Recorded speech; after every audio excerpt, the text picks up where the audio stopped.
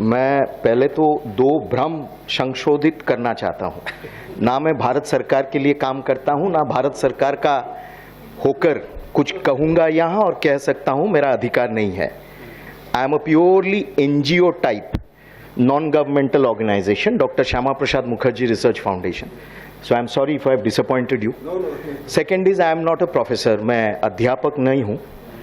थोड़ा लिखता हूं, शोध करता हूं, पर प्रोफेसर नहीं हूं। सो नहीं, अब वो तो आप कह रहे हैं मित्र हैं करके, पर वो यूजीसी तो नहीं मानेगा ना, कहेगा कि मैं प्रोफेसर यूज करता हूं means I am an impostor. तो I am sorry to disappoint all of you, क्योंकि इतना मुझे चढ़ा दिया, मैं खुद ही थोड़ा नीचे आकर आपको संबोधित करने से ठीक रहेगा। आई वॉन्टेड टू, मैं एक विरंबना में हूं। एक तो है करुणा अलंकार जी को देख के मुझे इच्छा हो रहा है बांग्ला में बोलूं। बांग्लाয় বলাই উচিত, কেন আমরা যখন চিটাগং হিল ট্র্যাক্টের কথা বলছি, এবং I am a Bengali Hindu, so and Bangla is my মাতৃভাষা.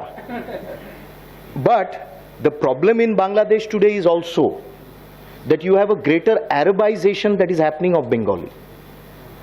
So jol becomes pani, Ma becomes Amma, Baba becomes Abba in the Bengali language, which is not acceptable to me. So, kintu I think if I speak in Bangla, only Karuna Lankar ji and me will understand, and some of you will understand, but the rest will be, you know, it will be parasparam prashangsanti aho rupam aho dhwani. So আমি মাঝে মাঝে একটু বাংলায় বলবো, কেন আমি আজকে এইখানে যে বক্তব্যগুলো রাখবো এবং সেই বক্তব্যগুলো আমি চাইছি পশ্চিম বাংলার মানুষও শুনুক, কেন আজকে বাংলাদেশে যা ঘটছে কালকে পশ্চিম বাংলায় ঘটবে, এ একেবারে ধ্রুব সত্য। এবং আমরা যদি রুখে দাঁড়াতে না পারি, তাহলে আগামী দিনে, আজ থেকে 70-80 বছর আগে আমাদের সেইখানকার ভিটে মাটি ছেড়ে আসতে হয়েছিল, আজকে পশ্চিমবঙ্গের ভিটে মাটি ছেড়েও আমাদের অন্যত্র চলে যেতে হতে পারে। मेरा हिंदी थोड़ा सा वीक है, पर मैं आई विल ट्राई, मैं कोशिश करूंगा हिंदी में बोलने के लिए। At the onset, doctor Subodh Kumar ji, miss Saumya ji, chairperson of Pragya spiritual foundation, I want to really thank both of you. I want to thank Karuna Lankar Bhikkhu ji for inviting me here and for giving me an opportunity to be part of this very necessary and very important exercise, because this exercise is sending out a very strong message. मैं तो ये कहना चाहता हूं, करुणा अलंकार जी ने अपने presentation में दिखाया, तो हम क्यों ना ये कहे कि 15 अगस्त 1947 में पूर्व बंगला का जहां जहां भारत के तिरंगा फहराया गया था वो भारत का ही है। ये भी कह सकते हैं कि भाई चलो उस पे भी हम वार्तालाप करें, बातचीत करें। Anywhere on 15th August 1947 where the Indian tricolor was hoisted belongs to India.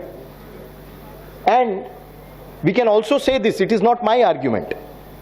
आपने कहा तो नेहरू ने क्या किया, क्यों नहीं किया, वो श्यामा प्रसाद मुखर्जी नहीं बता पाएंगे, पर उनका एक आर्ग्यूमेंट था जो सरदार पटेल उस समय समर्थन किया था, कि उस समय इट वाज पूर्व बांग्ला, ওই সময় ছিল পূর্ব বাংলা, তারপরে হলো পূর্ব পাকিস্তান। সেই সময় डॉक्टर श्यामा प्रसाद मुखर्जी और सरदार पटेल ने कहा था, अगर पूर्व पाकिस्तान या अगर पाकिस्तान अपने माइनॉरिटीज को संरक्षण देने में असमर्थ्य है, तो जितने माइनॉरिटीज पाकिस्तान में है उतना जमीन पाकिस्तान भारत को दे दे, हम उनके माइनॉरिटीज का देखभाल रखभाल हम करेंगे। Seed land and we will settle the minorities there, you don't have to take care of them. These are not my words. I am not advocating division of Bangladesh. All I am saying is there was a discussion in history, and this discussion was generated by Sardar Patel on one side and Dr. Shama Prasad Mukherjee on the other side, and they told Pakistan, they told Jinnah, if you can't take care of your minorities, cede land that you took from India and settle your minorities there in an autonomous region. Now, Dr. Amit Srivastav is extremely capable, and sir is here. They are all extremely capable to really speak on this in detail. I will touch on a few points and very briefly. It hurts me because my ancestors, मेरे पूर्वज जो थे, वो ढाका बिक्रमपुर से आए. अतिश दीपंकर श्री ज्ञान का जगह, उनका जन्म स्थान, मेरे पूर्वज वहीं से आए हैं. और आज ऐसा परिस्थिति है बांग्लादेश का, यहाँ हमारे बीच महानुभाव सुब्रत बड़ुआ जी आए हैं, महाबोधि सोसाइटी के गवर्निंग बोर्ड मेंबर हैं और बुद्ध त्रिरत्न मिशन के भी हैं, और बहुत ही एकदम से बहुत सक्रिय सदस्य हैं अपने बुद्ध समाज का, बौद्ध समाज का. मेरा यही दुख है सुब्रत जी कि आज बांग्लादेश में कठिन चिवर दान नहीं हो पा रहा है, और वो जहां जहां हो रहा है it is being done under military protection. और यही मिलिट्री है जो चिटागोंग हिल ट्रैक्ट में हमारे इंडिजिनस जो मित्र हैं, यूथ हैं, उनके ऊपर गोली चला रहे हैं, हमला कर रहे हैं और उनके घर बार लूट कर रहे हैं. वाई? यही नया बांग्लादेश है क्या? ये प्रश्न हम पूछे.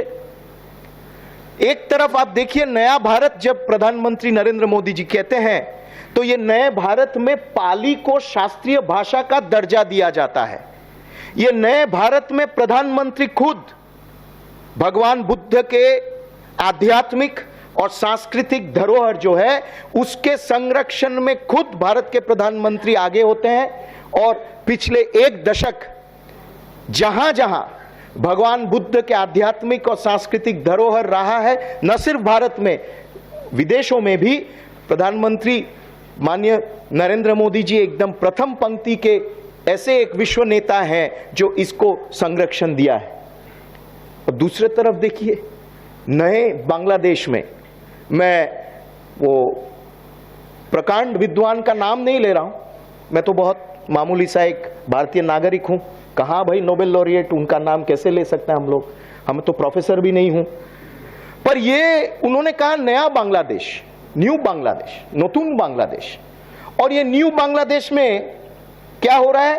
न्यू बांग्लादेश में बुद्ध धर्म अवलंबन जो लोग हैं वो अपने धर्म प्रैक्टिस नहीं कर पा रहे हैं.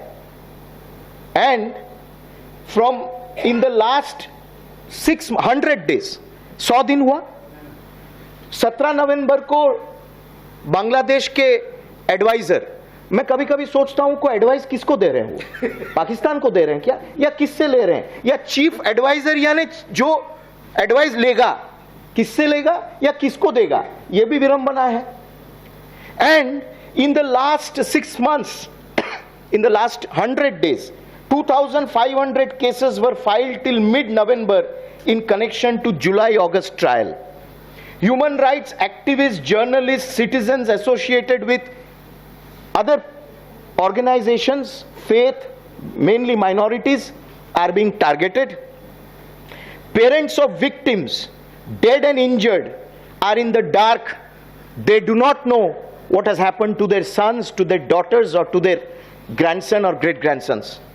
And police enlisting politically motivated cases against the pretext of trial of July-August 2024. 8,000 people have been arrested. This is just the tip of the iceberg.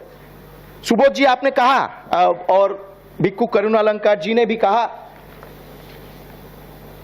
कि ये नया बांग्लादेश में कट्टरपंथी जो हैं, जो इस्लामी राष्ट्र वहां कायम करना चाहते हैं, संपूर्ण तरीके से इस्लामी राष्ट्र, और ऐसा राष्ट्र जो जिसमें कोई संविधान न होगा, जिसमें कोई मानवाधिकार न होगा, जिसमें सिर्फ एक ही कर्तव्य रहेगा, वो इस्लाम शासन जो है उसको वहां लागू करके कायम करना.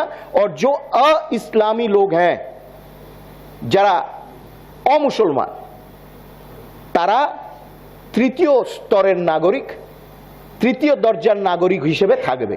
তাদের নিজেদের কোনো অধিকার থাকবে না, তাদের নিজেদের ভাষা, তাদের নিজেদের সাংস্কৃতিক অধিকার থাকবে না, তারা সেখানে মাথা উঁচু করে বাঁচতে পারবে না. তাদেরকে গোলামি করতে হবে সেই রাষ্ট্রের এবং সেই সংবিধানের.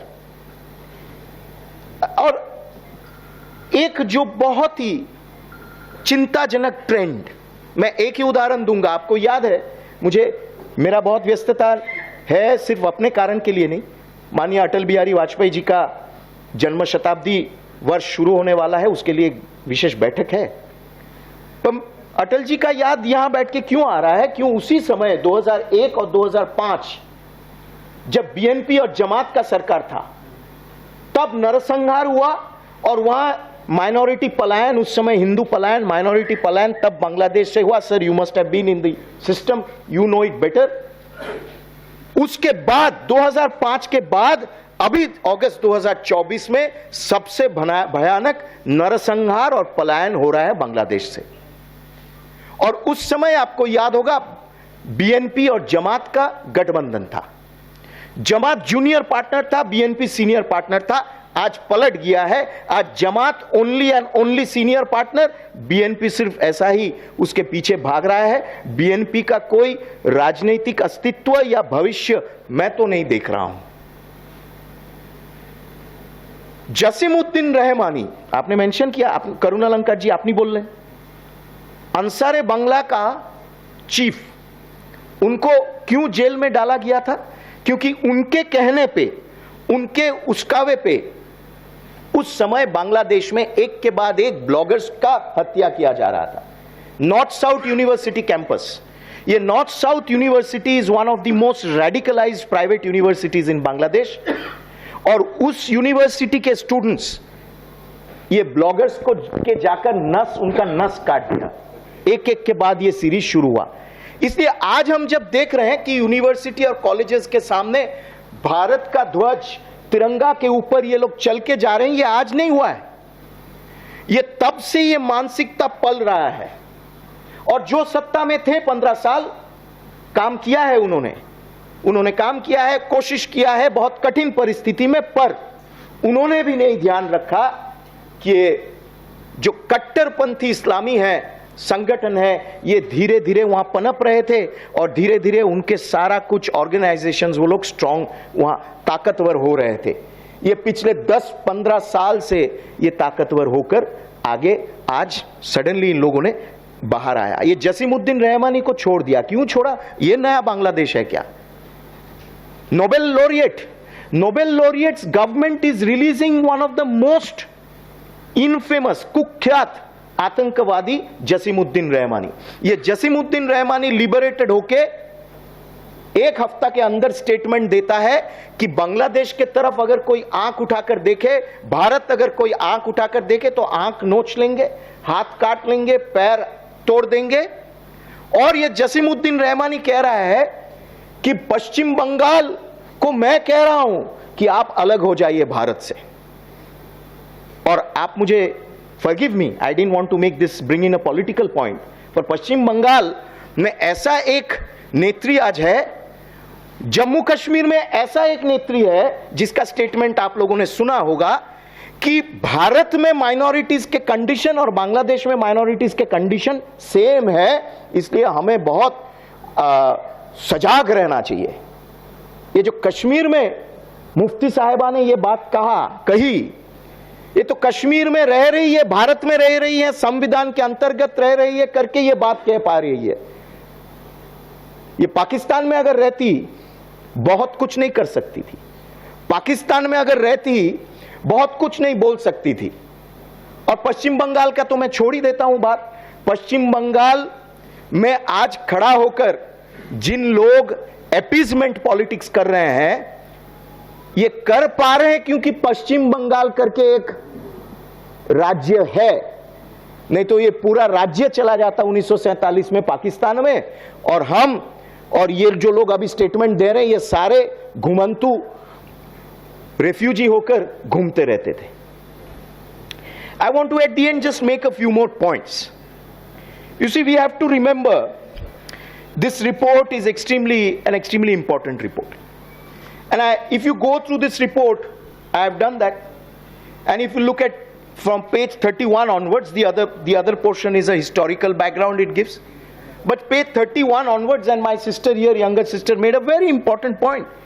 She said CHT today is one of the most underdeveloped regions in Bangladesh. Why? तो भाई नोबेल लॉरिएट इकोनॉमिस्ट है, पहले तो घोषणा कर देना चाहिए था। नया बांग्लादेश में सबसे पिछड़ा हुआ जो इलाका है उसमें सबसे ज्यादा रफ्तार से हम लोग विकास करेंगे। भारत में एस्पिरेशनल डिस्ट्रिक्ट प्रोजेक्ट है। भारत में किसी डिस्ट्रिक्ट को दो मापदंड से ट्रीट नहीं किया जाता है। No district in India is treated dually. All districts are focused upon, especially the laggard districts. They are focused upon an aspirational district program has started in Bangladesh. CHT not only is one of the most underdeveloped, but you are land grabbing there. You are destroying their indigenous culture. You are ensuring that they become refugees in their own indigenous ancestral land. इससे ज्यादा बड़ा genocide crime नहीं हो सकता है।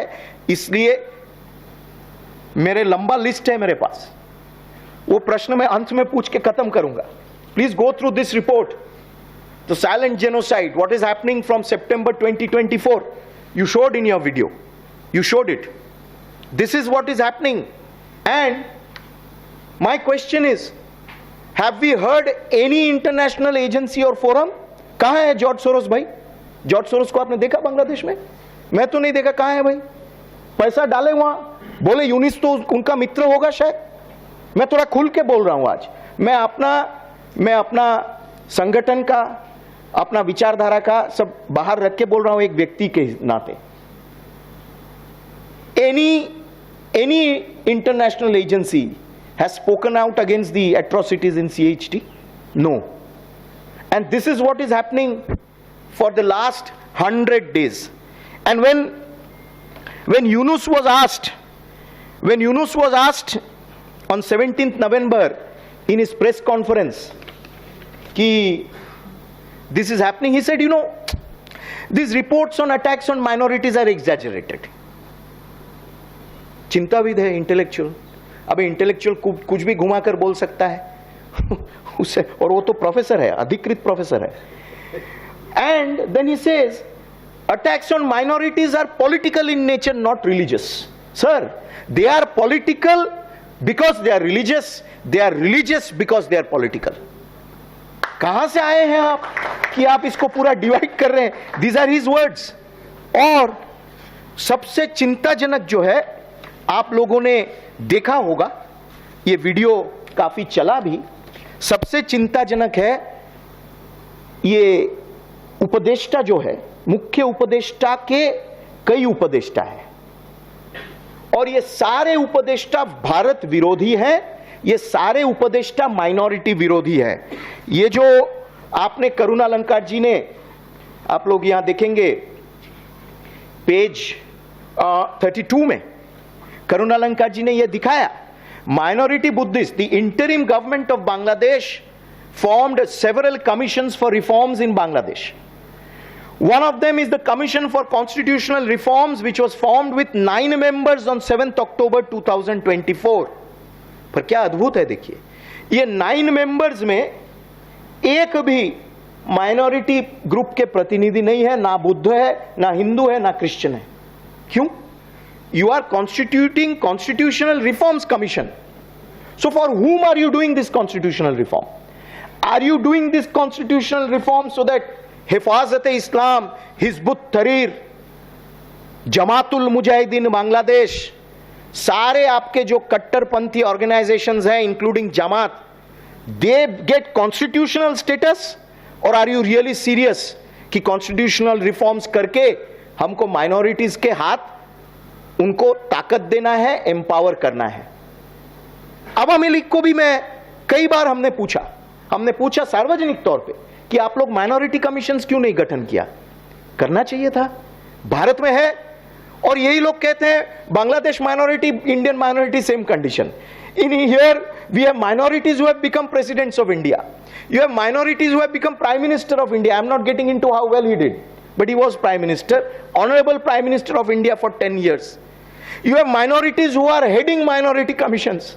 You have minorities who are leading institutions You have minority institutions, you have minority ministry, you have minority commission, and then you say you are equating Bangladeshi minorities with Indian minorities. This is a very insidious argument. हमें बहुत सजाग रहना चाहिए. ये argument के लिए we should not fall for it. We should not fall for this argument. और मैं जो कह रहा था कि a very insidious narrative is being developed. क्या है वो? ये है कि ये मुख्य उपदेष्टा के जो उपदेष्टा हैं और ये विश्वविद्यालयों में पढ़ाते हैं, इनमें से एक है शाहिदुज़्ज़मान, प्रोफेसर शाहिदुज़्ज़मान.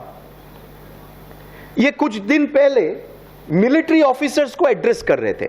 কয়েকদিন আগে এই ভাষণ দিচ্ছিল সব ওই সামরিক কর্তাদেরকে, একটি বিশেষ অনুষ্ঠানে ভাষণ দিচ্ছিল. এবং এই ভিডিওগুলো তোমরা দেখতে পারবে, রয়েছে, তোমরা দেখেওছো হয়. সে কি বলছে? সে বলছে, and these are his words, ये प्रोफेसर शाहिदुज़्ज़मान मिलिट्री ऑफिसर्स का एक कॉन्फ्रेंस एड्रेस कर रहा है ढाका यूनिवर्सिटी में professor. It is these are his words.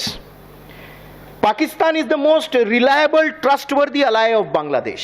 सोचिए, जिस देश ने बांग्लादेश मुक्ति युद्ध के समय कत्लेआम किया, नरसंहार किया, जिस देश ने ऐसे बांग्लादेशी इंटेलेक्चुअल्स को कत्ल किया, कुचलाया, दफनाया, उसी ढाका यूनिवर्सिटी के प्रोफेसर शाहिदुज़्ज़मान बोल रहे हैं आज बांग्लादेश में खड़ा होकर, उनके लोग हमारे तिरंगा के ऊपर चल के जा रहे हैं कि Pakistan is the most reliable and trustworthy ally of Bangladesh. But he doesn't stop at that.